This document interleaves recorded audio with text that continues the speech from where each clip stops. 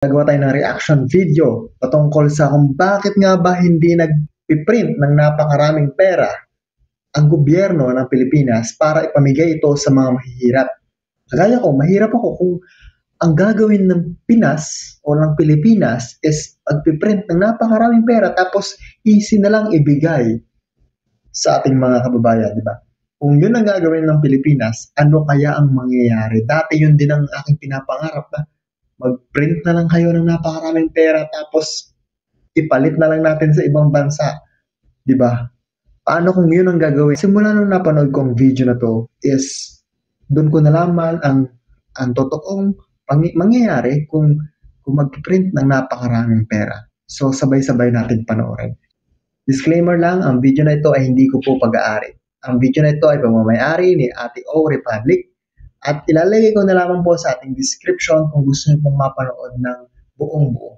Okay, so simulan na natin. Nalang kaya mag-print ng maraming pera ang gobyerno at ipamigay sa mga Filipino?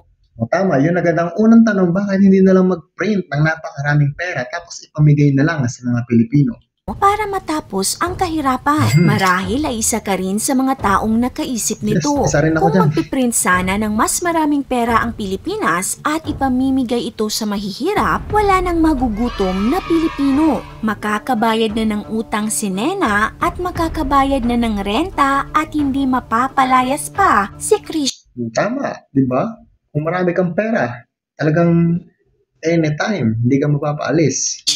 Tapos sana ang Mga bayad sa utang, pamabayad, wala ka ng problema kasi alam naman natin na ang problema dito sa Pinas o sa buong mundo is pera talaga ang kailangan. problema ng karamihan sa atin at lahat ay magiging masaya. Masaya talaga kapag may pera kasi alam naman natin na kapag wala kang pera is problemado ka. Kaya bakit nga ba hindi na lang mag-print ng maraming pera para matapos na ang kahirapan tama. natin? Bakit hindi na lang mag-print, di ba?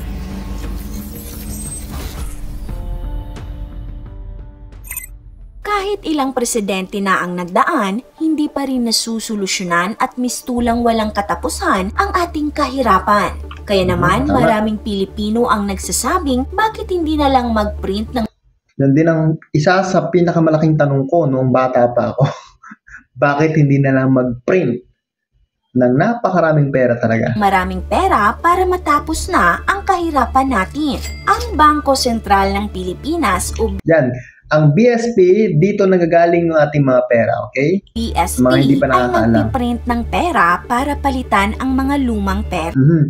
Yung mga luma daw pera is dito galing tapos piniprint ulit na bago.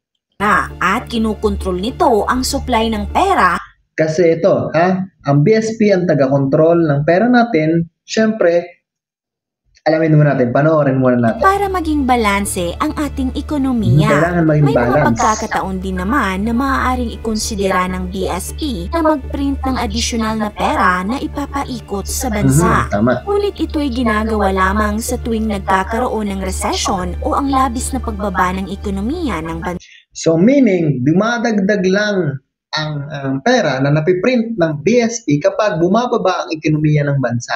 Doon lang may pag-asa or may chance na mag-print ng additional money. Hindi pwedeng lagi kang magpiprint kahit hindi bumababa yung ekonomiya.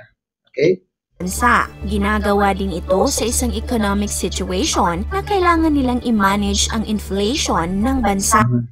Yan, sa pag-manage ng inflation ng bansa. Ngunit hindi sila basta-basta na lamang magpiprint Yan, hindi sila basta-basta nagpiprint ng pera or magdadagdag ng pera. ng dagdag na pera para ipamigay lamang Yan, big no, big no. Hindi pwede.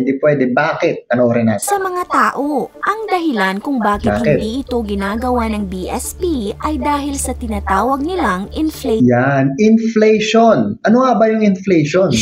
Disclaimer po lamang, hindi po kami mga economic expert At lalong hindi rin ako economic expert. Nanonood lang ako at nagbibigay lang ako ng reaction about sa video na to. at maaaring marami pang ibang dahilan. Marami pang ibang dahilan. Kasi ito si Ate O Republic is nagre-research lang siya. Hindi man siya perfect para ma-research na lahat-lahat ng detalye tungkol sa inflation. Okay? bukod sa inflation. Ngunit base sa aming pananaliksik, ang inflation ang pangunahing dahilan. Ito, ang tanong ng marami, ano ang inflation? Ang inflation ay isang sukatan ng patuloy na pagtaas ng presyo ng mga bilihin o serbisyo sa ekonomiya. Pero bakit nga ba tumataas ang presyo ng mga bilihin? Tumataas ang presyo ng isang produkto dahil sa pagtaas ng mga gastusin sa produksyon nito. Dumataas ang presyo ng bilihin kapag yung produksyon o yung pinanggagalingan ng mga kagamitan noon, halimbawa gagawa ka ng candy, pero kung ang asukal ay mahal, tataas din ang presyo ng candy.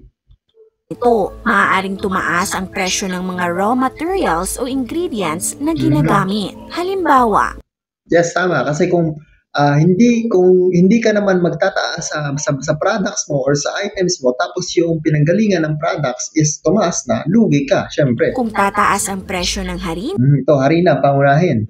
Isa sa pangunahin natin. tataas rin ang halaga ng mga Tama. tinapay sa bakery. Tataas ang Ang tinapay sa pagtaas ng bakery. presyo ng isang produkto ay nakakaapekto din sa ibang serbisyo o produkto. Tama. Halimbawa, sa pagtaas ng presyo ng gasolina, tataas rin ang Yan, tataas din ang pamasahe. Hindi naman pwedeng bumaba ang pamasahe tapos ang gasolina, pataas. Lugi naman ang mga driver noon, di ba? Ang mga may-ari ng mga bus company. pamasahe. Kung tataas ang kuryente, tataas rin ang renta ng mga nangungupahan. Tama, tataas ang kuryente. Upahan din, mga nangungupahan. Dahil sa pagtataas ng mga presyo, lumiliit ang halaga o buying power ng ating pera. Yun ang ating tandaan natin. Sa pagdaan ng panahon, at yan ang inflation. Inflation ang dahilan kung bakit ang paborito mong taho noon na 5 piso lamang, ngayon ay 10 piso na. Yan. Ano naman ang koneksyon nito sa pagpiprint ng mas maraming pera? Ganito yan. Halimbawa, ikaw ay isang business owner ng maliit na bigasan sa palengke. Tapos namigay ng 10 milyon ang Bangko Sentral sa bawat Pilipino. Dahil dito, dadagsa ang customer mo dahil halos lahat ng tao ay may pangbili na. Tama, dadagsain ka talaga ng mga tao. At ikaw naman, may pera ka na, bakit magbebenta ka pa, di ba? Sa dami ng customer, mauubos agad ang stocks ng mga tama. tindahan. Kaya naman, halos lahat ay magtataas na ng presyo ng kani-kanilang tinda. Tutal, marami namang perang pambili ang mga tao. Ganyan yung nangyari dati na Mickey Mouse money. Noong unang panahon pa ito ng mga panahon ng mga Japanese is Mickey Mouse money ang tawag doon. Ang halos buong isang sako ng dala mong pera is pambili lang ng bigas. 1 kilo ng bigas, ganun. Sa madaling salita, sa pagtaas ng supply ng pera ay siya ring pagtaas ng mga presyo ng mga bilihin na magre-resulta sa mas mataas pa na inflation. Sana may nalaman kayo doon sa ating pananaliksik kung bakit hindi pwedeng mag-print ng napakaraming pera ang ating gobyerno para ipamigay sa mga tao.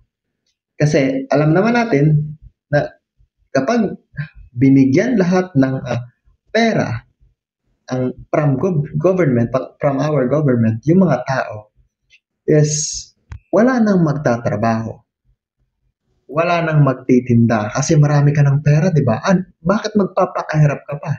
Di ba kung binibigyan ka naman ng gobyerno, wala nang magtatayo ng mga pabrika, wala nang magsasaka. Lahat tayo may pera. Ano ang kakainin natin? Kung may mga pera nga tayo, wala naman tayong mabibili. Diba? Kasi tatama rin na yung mga tao. So, yun lang ang isa sa mga dahilan kung bakit hindi pwede na mamigay ng pera ang ating gobyerno.